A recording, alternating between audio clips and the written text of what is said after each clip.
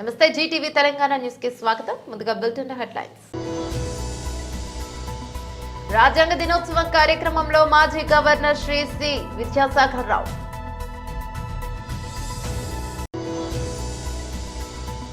తెలంగాణ భవన్ లో మీడియాతో మాట్లాడుతున్న బీఆర్ఎస్ వర్కింగ్ ప్రెసిడెంట్ కేటీఆర్.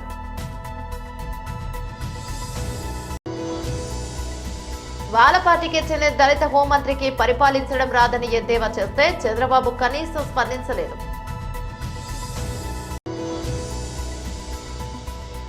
డెబ్బై 5వ రాజ్యాంగ దినోత్సవ వేడుకల్లో మంత్రి నారా లోకేష్ ప్రసంగం.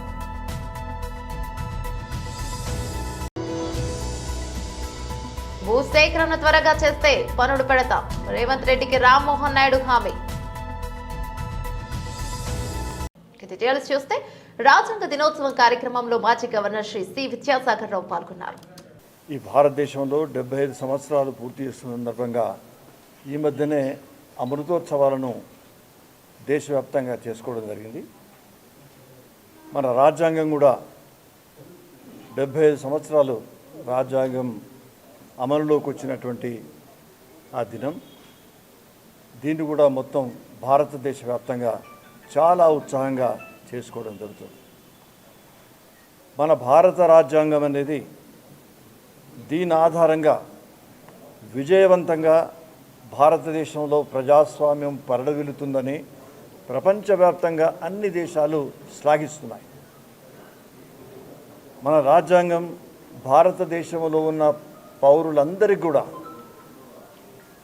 ఏ వర్గమైనా కూడా వాళ్ళందరికీ సమన్యాయం చేకూర్చడానికి కోసం ఈ రాజ్యాంగాన్ని అందరూ ఉపయోగించుకుంటున్నారు, అందరూ గౌరవిస్తున్నారు. ప్రపంచంలోనే అతిపెద్ద రాజ్యాంగం అనేది. ఈ రాజ్యాంగానికి ఎన్నో సవరణలు చేసుకున్నామంటే ప్రజల అవసరాలకు అనుగుణంగా రాజ్యాంగాన్ని సవరించుకునేటువంటి పరిస్థితి వచ్చింది కాబట్టి సవరించుకోవడం తప్పనిసరి. ఈ రాజ్యాంగాన్ని ఆధారంగా మనం ముందుకు పోతున్నాం. భారతదేశంలో అతిపెద్ద రాజ్యాంగమే కాకుండా ఈనాడు భారతదేశంలో అత్యధిక జనాభా ఉన్న దేశంగా ఉంది. భారతదేశంలో అత్యధిక యువశక్తి ఉన్నటువంటి దేశంగా కూడా ఉంది.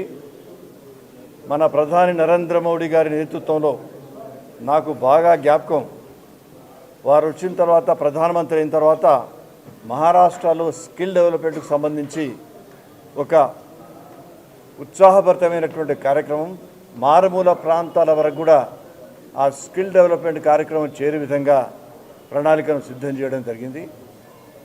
అత్యధిక జనాభాతో పాటు అత్యధిక యువకులు ఉన్నటువంటి దేశం, యువత ఉన్నటువంటి దేశం కూడా ఈ భారతదేశమే. ఈ భారతదేశ యువత భుజస్కంధాల్లో నిక్షిప్తంగా దాగి ఉన్నటువంటి శ్రమశక్తిని బయటకు తీయడానికి కోసం మనం ఈ నైపుణ్య కేంద్రాలను ప్రారంభించాలి. ఆ దిశలో మనం ముందుకు పోతున్నాం.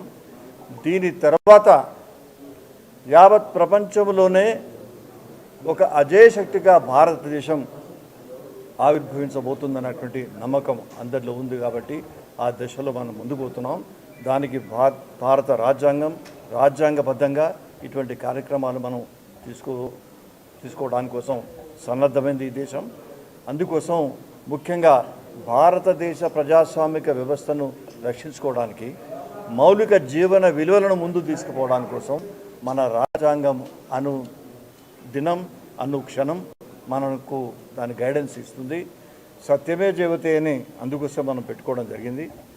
మన రాజ్యాంగంలో ఉన్నటువంటి ఏదైతే చక్రం ఉందో, అశోకుని సారనాథ్ నుంచి తీసుకున్నటువంటి ఆ చక్రం, అందులో 24 స్పోక్స్ ఉంటాయి, దళాలంటాం దాన్ని. తెలంగాణ భవన్ లో మీడియాతో మాట్లాడుతున్న బీఆర్ఎస్ వర్కింగ్ ప్రెసిడెంట్ కేటీఆర్. నిన్న 20 రోజులు పోరాటం చేసి చివరికి వెంటిలేటర్ మీదకి పోయి అక్కడ కూడా మృత్యువుతో పోరాడి చనిపోయిన పాప, వాంకిడి గ్రామానికి సంబంధించిన పాప శైలజ గారికి, వారితో పాటు ఇప్పటి వరకు కాంగ్రెస్ ప్రభుత్వం వచ్చిన తర్వాత గురుకుల పాఠశాలల్లో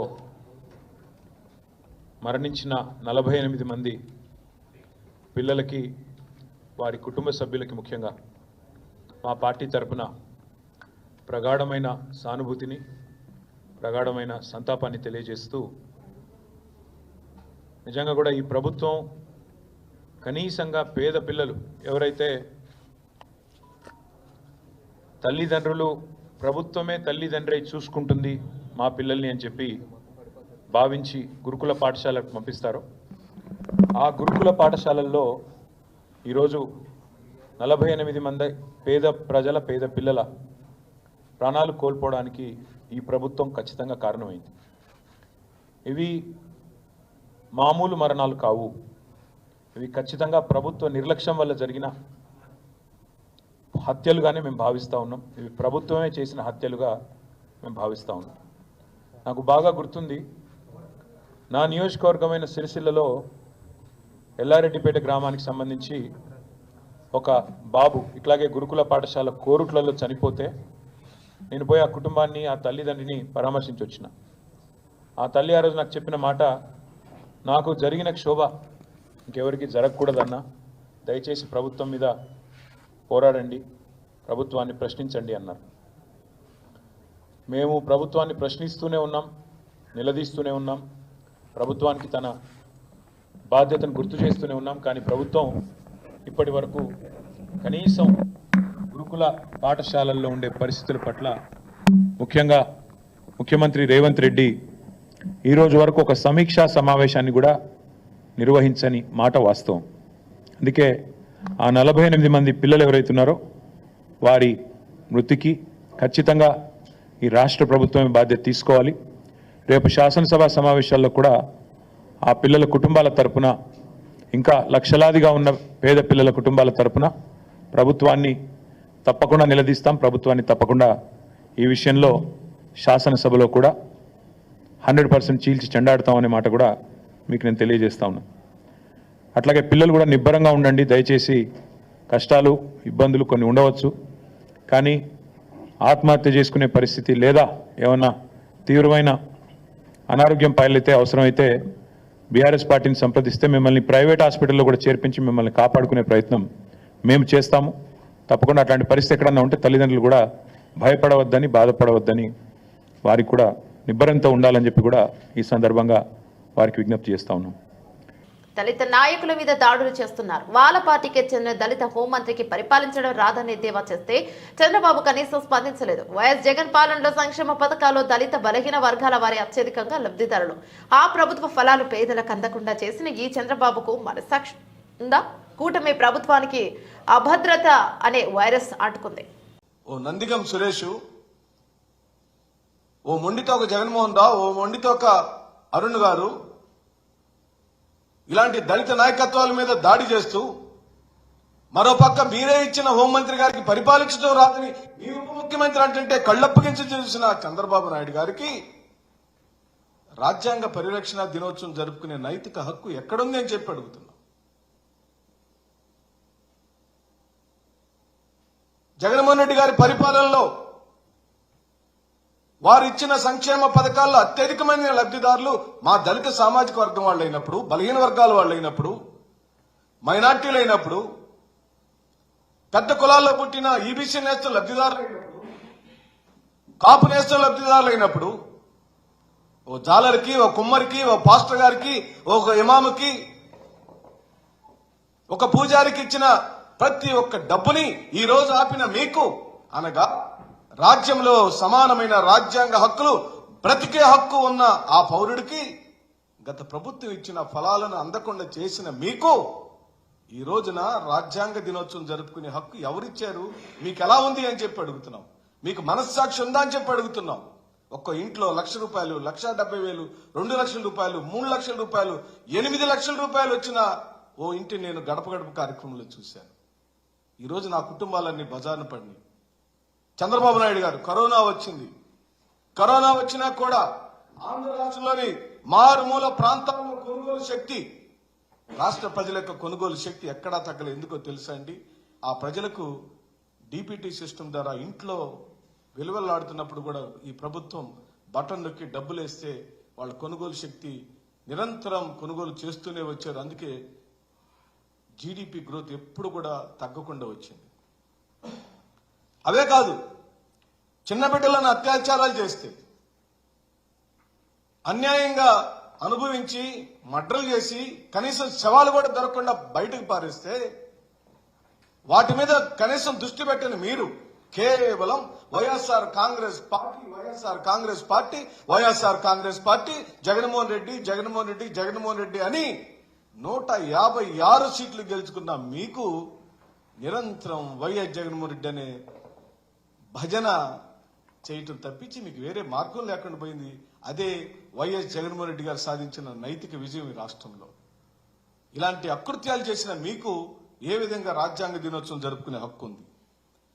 అక్రమ కేసులు బనాయించి పోలీస్ స్టేషన్లో ఎఫ్ఐఆర్ కాపీ ఇవ్వమని అడిగితే ఇచ్చే నాదుడు లేడు, పట్టించుకునే నాదుడు లేడు. ఏ కేసు మీద అరెస్ట్ చేశారు, ఎందుకు స్టేషన్ మీద ఇచ్చారు, కారణం ఏమిటి? ఓకే, నా మీద కేసు ఫైల్ అయితే ఎవరిపై కేసు పెట్టారు, ఆ కేసు పెట్టిన వివరాలు ఇవ్వండి, ఎఫ్ఐఆర్ కాపీ ఇవ్వండి అంటే పోలీస్ స్టేషన్లో పట్టించుకునే నాదుడు లేడు. ఇది కేవలం వైఎస్ జగన్మోహన్ రెడ్డి గారి ద్వారా కలిగిన భయంతో చంద్రబాబు నాయుడు గారికి, వారి కూటమి ప్రభుత్వానికి ఓ అభద్రత వైరస్ పట్టుకుంది. తొలి 5 నెలల్లోనే పట్టుకుంది. 75వ రాజ్యాంగ దినోత్సవ వేడుకల్లో మంత్రి నారా లోకేష్ ప్రసంగం. Honorable Minister for HRD IT Shri Nara Lokesh Garu. గౌరవ ముఖ్యమంత్రి వర్యులు చంద్రబాబు నాయుడు గారికి, సహచార మంత్రులు, అధికారులందరికీ నా హృదయపూర్వక నమస్కారాలు. 75వ రాజ్యాంగ దినోత్సవ శుభాకాంక్షలు. ఎంతోమంది త్యాగాల ఫలితం స్వాతంత్రం. కానీ ప్రజలకి నిజమైన స్వాతంత్రం వచ్చింది మాత్రం నవంబర్ 26, 1950లో. రాజ్యాంగం అమలైన తర్వాతనే అందరూ సమానం అనే భావన వచ్చింది, మాట్లాడే హక్కు వచ్చింది, ప్రశ్నించే ధైర్యం వచ్చింది. స్వేచ్ఛ, సమానత్వం, సోదర భావం అందరికీ అందించారు. మనతో పాటు అనేక దేశాలకి స్వాతంత్రం వచ్చింది.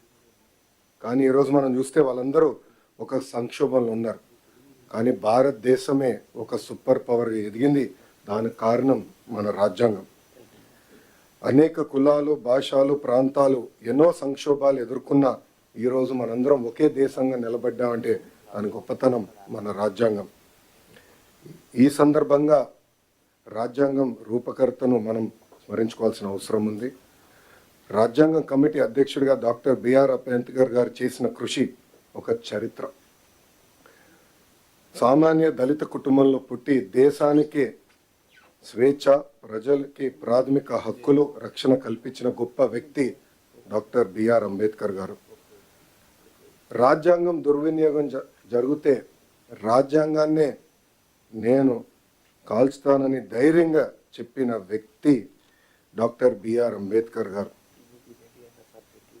ఇప్పుడే గౌరవ ముఖ్యమంత్రి గారికి నేను చెప్పాను, సార్ ఈ మీటింగ్లో ఐఏఎస్ అధికారులు ఉన్నారు, కానీ ఐపీఎస్ అధికారులు కేవలం హోమ్ సెక్రటరీ గారు తప్ప ఎవరు లేరు ఈ రూమ్లో అని నేను గౌరవ ముఖ్యమంత్రి గారు చెప్పాను.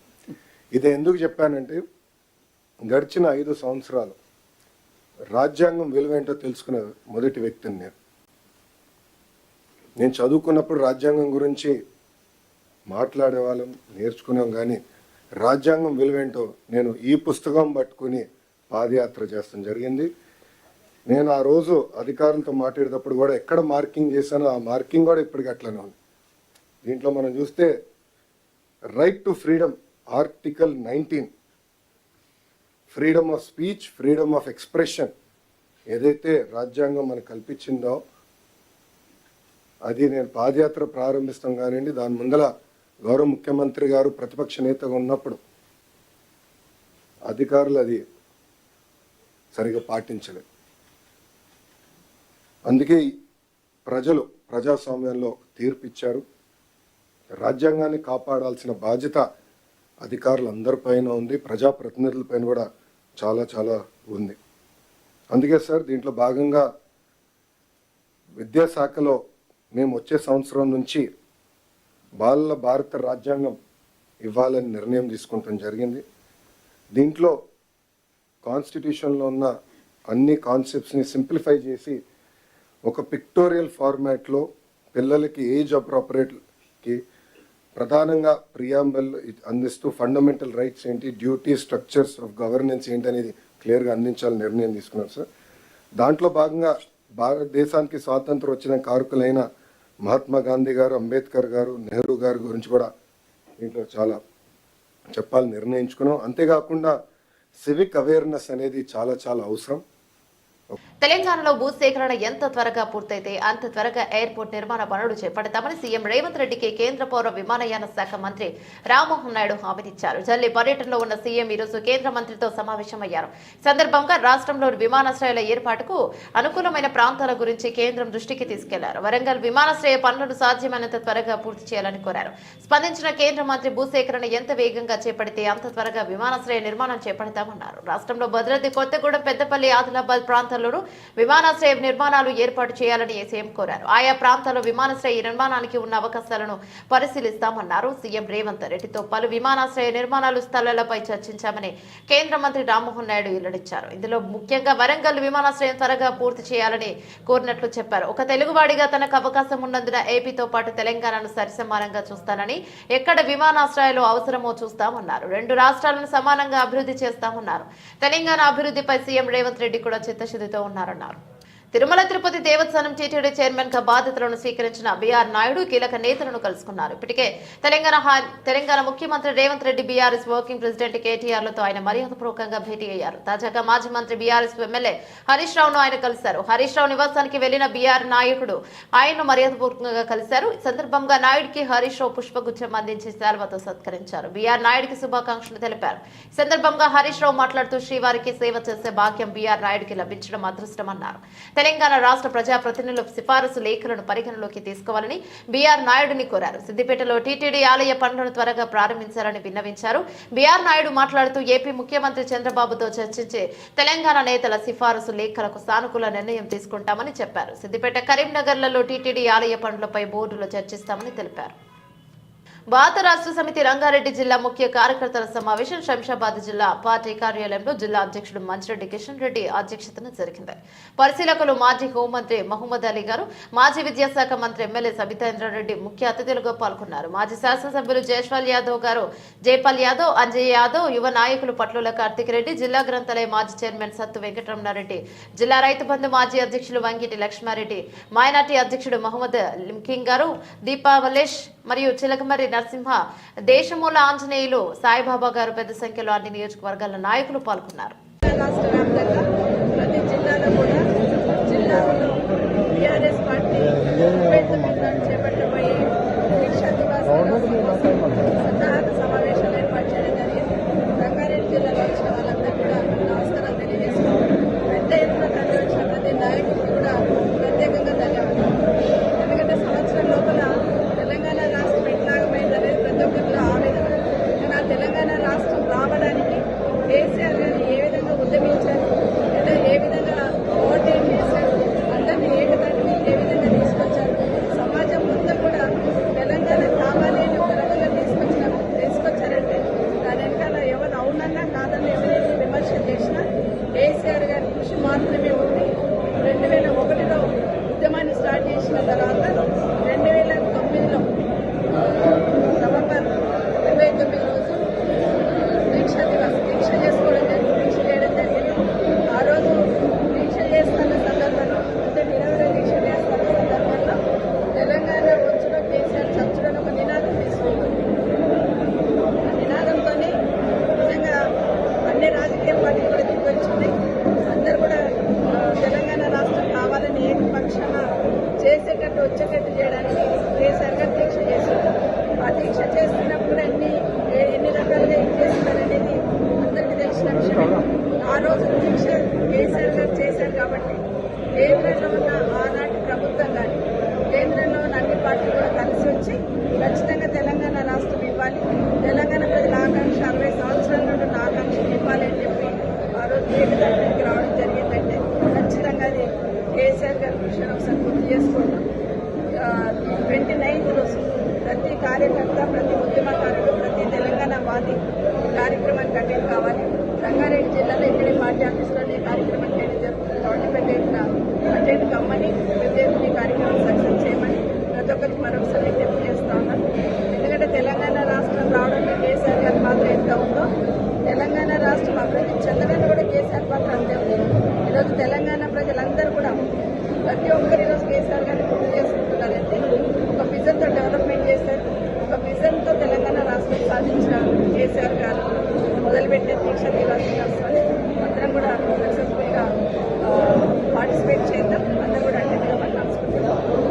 వికారాబాద్ జిల్లా పరిగి బస్టాండ్ ఆవరణలో కేంద్ర బీజేపీ ప్రభుత్వ రైతు కార్మిక ప్రజా వ్యతిరేక విధానం వ్యతిరేకిస్తూ వ్యవసాయ కార్మిక సంఘం ఆధ్వర్యంలో వ్యవసాయ కార్మిక సంఘం జిల్లా ప్రధాన కార్యదర్శి ఎం వెంకటయ్య డిమాండ్ చేస్తూ మాట్లాడడం జరిగింది. కార్యక్రమంలో ఎండి హబీబ్, సత్తయ్య, మైపాల్ రెడ్డి, రఘురాం, జంగయ్య, సత్తయ్య, శేఖర్, ప్రశాంత్, మనోహర్, సాయిబాబా, అనిల్, రామచంద్ర, మొగులయ్య, మాణిక్యం తదితరులు పాల్గొన్నారు. ఈరోజు దేశవ్యాప్తంగా కార్మికులు, రైతులు, అట్లనే వ్యవసాయ కార్మిక సంఘాల ఆధ్వర్యంలో ఈ మోడీ ప్రభుత్వానికి వ్యతిరేకంగా, ప్రజా కార్మిక రైత వ్యతిరేక విధానాలకు వ్యతిరేకంగా ఈరోజు దేశవ్యాప్తంగా అన్ని పట్టణాల్లో, జిల్లా కేంద్రాల్లో నిరసన కార్యక్రమాలకు సంఘాలు పిలుపునివ్వడం జరిగింది. అందులో భాగంగానే పరిగి పట్టణంలో ఈరోజు వ్యవసాయ కార్మిక సంఘం ఆధ్వర్యంలో ఈ యొక్క నేషనల్ హైవే పైన నిరసన కార్యక్రమాన్ని చేపట్టడం జరిగింది. ఈరోజు మోడీ అధికారంలోకి వచ్చిన తర్వాత గత 10 సంవత్సరాలు మళ్ళీ మూడో దఫగా వచ్చిన తర్వాత ఈరోజు మొత్తం కూడా దేశవ్యాప్తంగా రైతాంగానికి వ్యతిరేక విధానాలు, కార్మిక వ్యతిరేక విధానాలు, అట్లనే ప్రజా వ్యతిరేక విధానాలు అవలంబించి ఈ దేశం యొక్క ఆర్థిక విధానాలను మొత్తం కూడా ఆర్థిక వ్యవస్థను దెబ్బతీస్తున్నటువంటి పరిస్థితి ఉంది. అందుకొరకే ఈ యొక్క మోడీ ఆర్థిక విధానాలు కానీ ప్రజా వ్యతిరేక విధానాలను వెంటనే మార్చుకోవాలనేది ఈరోజు వ్యవసాయ కార్మిక సంఘంగా కేంద్ర ప్రభుత్వాన్ని ఇలా హెచ్చరిస్తున్నాము. ఈరోజు ధరలు చూసినట్లయితే నిత్యావసర ధరలు ఇలా 200% ఈ మోడీ ప్రభుత్వం పెంచినటువంటి పరిస్థితి ఉంది. అదే రకంగా రైతులకు సంబంధించి గిట్టుబాటు ధర ఏదైతే రైతు పండించడానికి ఖర్చు అవుతుందో దానికి 50% కలిపి ఇప్పటికే గిట్టుబాటు ధర నిర్ణయించాలని రంగనాథ్ సిఫారసు కానీ అనేకమైనటువంటి కంపెనీలు ఈ యొక్క ప్రభుత్వానికి సిఫారసు చేసి ఆ రకమైనటువంటి సూచనలు ఇచ్చిన మోడీ ప్రభుత్వం మాత్రం ఇప్పటికీ ఆ రకమైనటువంటి చర్యలు తీసుకోకపోవడంలో పూర్తిగా విఫలమయ్యాడు. ఈ యొక్క మోడీ అనేటైనా రైతులకు వ్యతిరేకము, కార్మికులకు వ్యతిరేకము, కనీస వేతనం పెరిగిన ధరలకు అనుగుణంగా 26,000 రూపాయలు చేయాలన్నా ఇప్పటికీ ఆ రకమైనటువంటి చర్యలు తీసుకోవడం లేదు. అదే రకంగా కనీస కార్మికులకు ఈఎస్ఐ కానీ, పిఎఫ్ కానీ, పనిచేసే ప్రదేశంలో ఉద్యోగ భద్రత కానీ, అట్లనే ఈ యొక్క 42 చట్టాలను ఇలా కుదించి 4 కోట్లుగా ఇలా మోడీ అనేది కార్పొరేటర్లకు అనుగుణంగా ఇలా ప్రయత్నము ఆ రకమైనటువంటి విధానాలను తీసుకొచ్చిండు.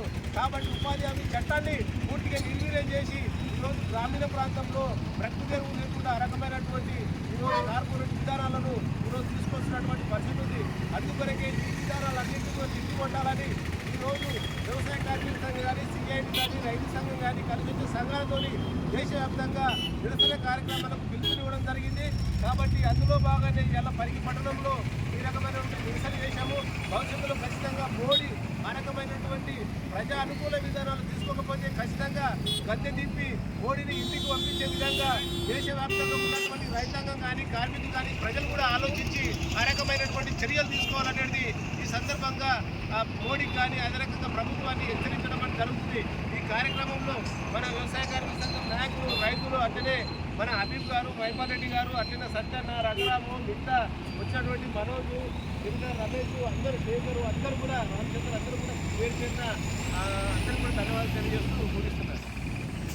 మోడీ మోడీ ఇప్పుడు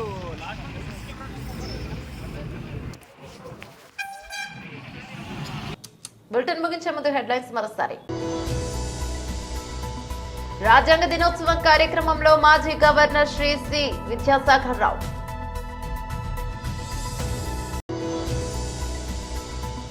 తెలంగాణ భవన్లో మీడియాతో మాట్లాడుతున్న బీఆర్ఎస్ వర్కింగ్ ప్రెసిడెంట్ కేటీఆర్.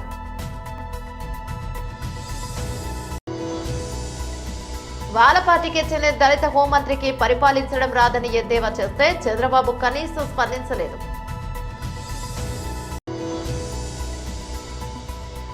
75వ రాజ్యాంగ దినోత్సవ వేడుకల్లో మంత్రి నారా లోకేష్ ప్రసంగం.